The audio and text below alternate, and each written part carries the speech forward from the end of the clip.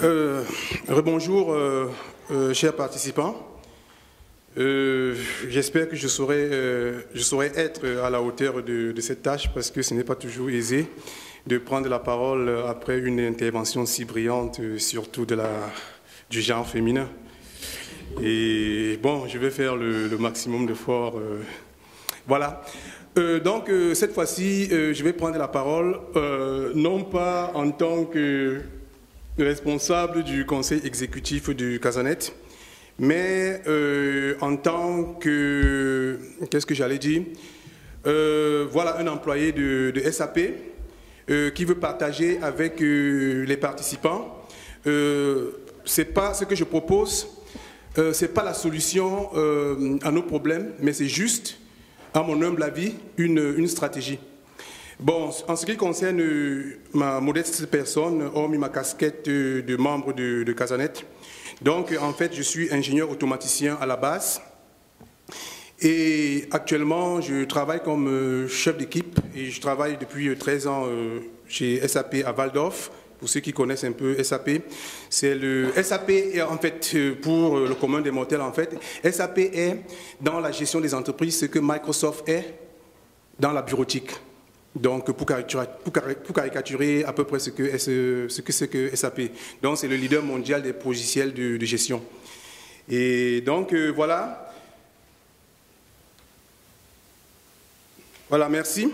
En ce qui concerne SAP, comme je l'ai dit d'entrée de jeu, c'est une structure qui a été créée, en fait, par 4 anciens employés de IBM, qui ont décidé de se mettre à leur propre compte. Donc la structure a été créée en 1972.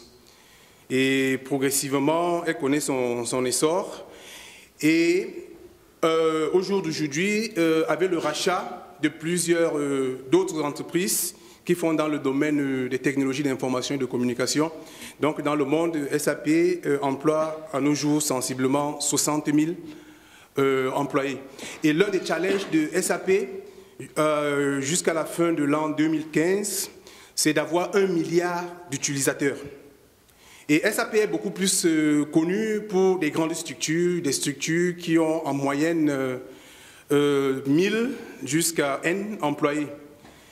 Et donc, au fil du temps, ce secteur de marché a été presque couvert. Donc, SAP essaye maintenant, dans la mesure du possible, de se lancer, n'est-ce pas, dans des structures, dans ce qu'on appelle généralement dans le jargon camerounais des petites et moyennes entreprises. Et ce qui est intéressant dans ce secteur, c'est que quand on essaye de comparer le continent africain dans sa globalité avec d'autres continents, on constate qu'il y a un boom formidable dans le domaine des téléphones portables. Et donc voilà un nouveau marché qui est plein d'avenir. Quand on essaye par exemple de voir ce que l'on fait aujourd'hui, par exemple dans le domaine des transferts, de transfert des fonds, le mobile joue également un rôle prépondérant. Je vais prendre également un exemple banal en Afrique du Sud. Ce que SAP a eu à réaliser dans ses laboratoires en Afrique du Sud, dans les zones rurales. Par exemple, on avait constaté que les femmes qui avaient des petits commerces avaient généralement de la peine à passer des commandes, c'est-à-dire à se rendre généralement chaque week-end dans des grandes villes pour faire leurs courses, donc faire des achats pour leurs petits échoppes. Alors, une application vraiment banale. Qu'est-ce qu'on a fait? On a développé une plateforme avec même pas un smartphone, les portables de seconde génération. Donc, ce qu'elles font, elles se connectent et puis elles passent leurs commandes, elles payent et une fois par semaine, les grossistes passent maintenant, se déplacent maintenant de la ville vers les villages pour des livraisons. Vous voyez donc en un temps record, non seulement elles n'ont plus de la peine, les risques de voyage, se lever à 4 h du matin, attendre le premier car, peut-être qu'il partira de Mbalmayo pour Ngwantet, c'est un exemple banal, vous prenez le cas du Cameroun. Donc avec une simple application vraiment banale, comment on a pu changer, n'est-ce pas, le mode de vie de toute une communauté. Bien. Maintenant, on peut avancer. En ce qui concerne maintenant SAP, c'est quoi la position maintenant de SAP au Cameroun ou bien en Afrique? Je vais raconter maintenant juste vraiment une petite anecdote. En 2000, quand des amis et moi, on lançait l'Association des ingénieurs et informaticiens camerounais d'Allemagne, on devait organiser notre premier symposium à Bonn. Voilà, vous savez, dans la vie, il faut toujours avoir quelqu'un qui vous fascine, quelqu'un qui pour vous est un modèle dans votre domaine de compétences.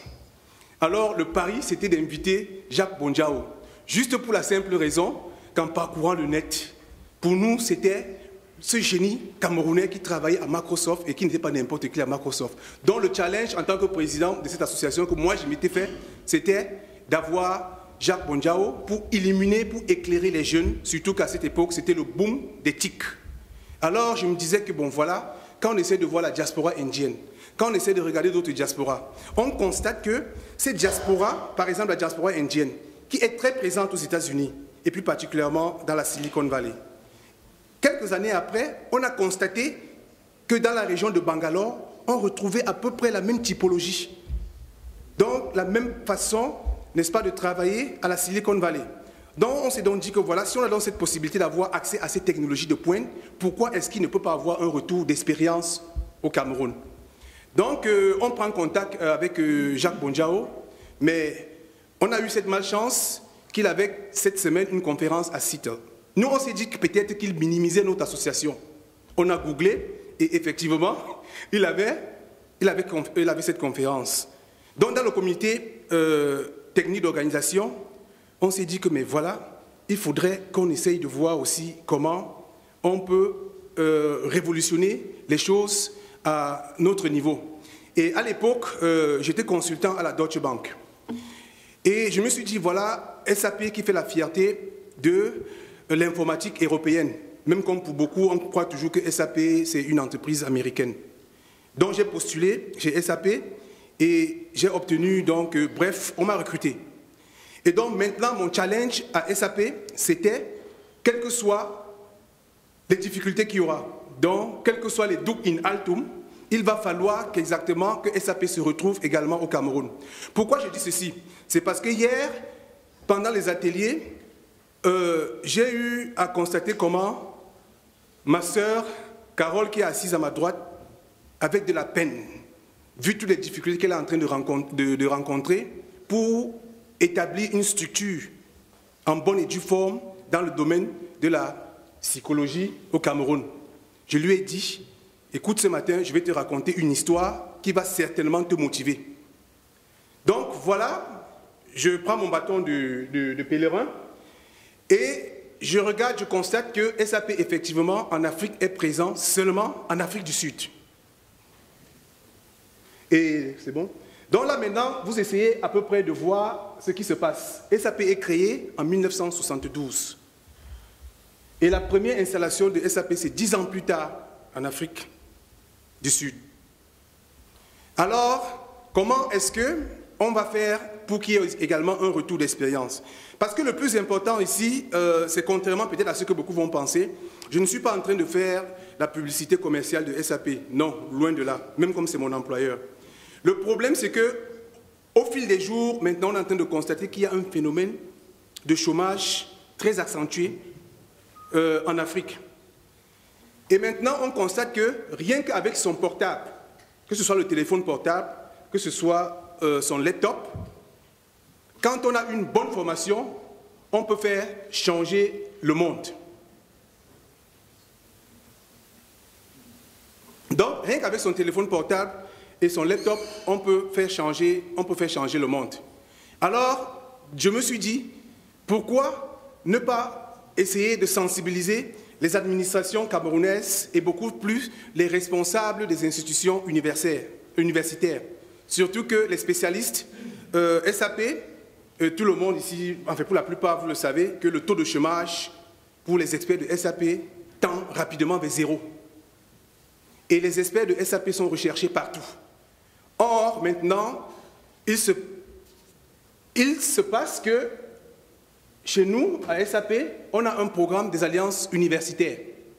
Cela voudrait dire que SAP met à la disposition des institutions universitaires son logiciel dans le domaine de l'enseignement, aussi bien que dans le domaine de la recherche. Alors, j'invite l'ambassadeur du Cameroun en Allemagne, pour faire du lobbying auprès de SAP à Waldorf. Acteur comme on le connaît, tout ce qui est positif. Donc il accepte de venir à Waldorf. C'était juste pourquoi? Parce que le ministère allemand des Affaires étrangères SAP a pris contact avec le ministère allemand des Affaires étrangères. Parce que SAP, dans sa nouvelle vision, est en train de vouloir s'établir en Afrique. Bien, le ministère des Affaires étrangères leur a recommandé le Bénin, pour plusieurs raisons, sur lesquelles je ne voudrais pas venir. Donc, ayant eu vent, j'ai donc demandé à l'ambassadeur qu'il faut qu'on fasse une descente sur SAP à Waldorf pour faire du lobbyisme. Ça, c'est 9 ans après que j'ai intégré SAP, donc je n'ai pas cédé, j'ai continué. Donc l'ambassadeur est arrivé à Waldorf, on lui a présenté le portfolio de SAP, et j'ai également fait une présentation sur le programme des alliances universitaires. 2 ans après, on était en 2009, 2011, au début de l'année, il y a le Chief Executive Officer qui me convoque à son bureau et me dit qu'il a une bonne nouvelle, c'est que SAP va s'établir au Cameroun. Et en février, effectivement, SAP s'établit au Cameroun.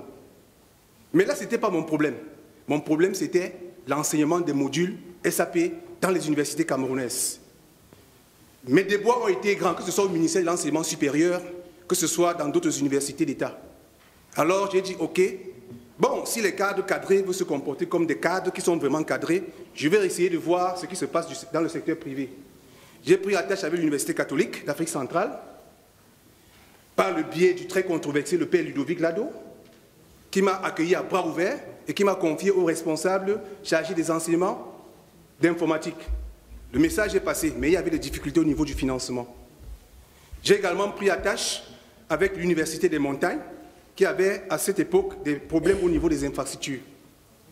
Bien, avec l'Université catholique, quand on essaye de voir, c'est une université qui dispose d'un enseignement de haut niveau et qui est vraiment reconnu un peu partout. Donc maintenant, au niveau de SAP, j'ai fait un peu de lobbyisme. On a dit que, OK, dans le cadre du Corporate Social Responsibility, on va essayer de voir comment, pour un début, on va essayer d'épauler, notre structure va essayer d'épauler l'Université catholique d'Afrique centrale. Et donc c'est ainsi qu'au mois de septembre, il y a un Memorandum of Agreement qui a été signé. Et d'ici le début du mois de novembre, les modules SAP seront donc enseignés à l'Université catholique d'Afrique centrale. Et je suis sûr et certain, parce que ce module donne également la possibilité, comme l'a dit d'ailleurs hier M. Jacques Bonjao, à celui qui est basé à Bafan, d'avoir la même formation en ce qui concerne les modules SAP que celui qui est basé à Waldorf. Parce que les certifications seront identiques. Ce qui fait que Afrique First Land Bank au Cameroun, quand Afrique First Land Bank au Cameroun voudrait déployer les modules SAP, parce qu'à une banque de leur taille, ils ont besoin du module FI. Il y aura donc des experts sur place, parce que beaucoup de projets, par exemple, ne marchent pas dans beaucoup de pays africains, parce que les experts SAP qui sont en Europe refusent d'aller faire des missions en Afrique.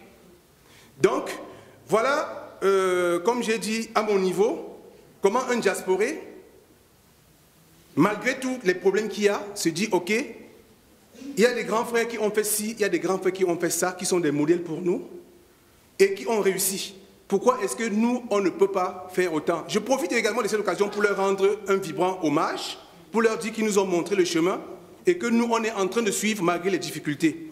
Et par ailleurs, également, je lance aussi un appel à nos cadets de faire comme nous et de faire mieux que nous.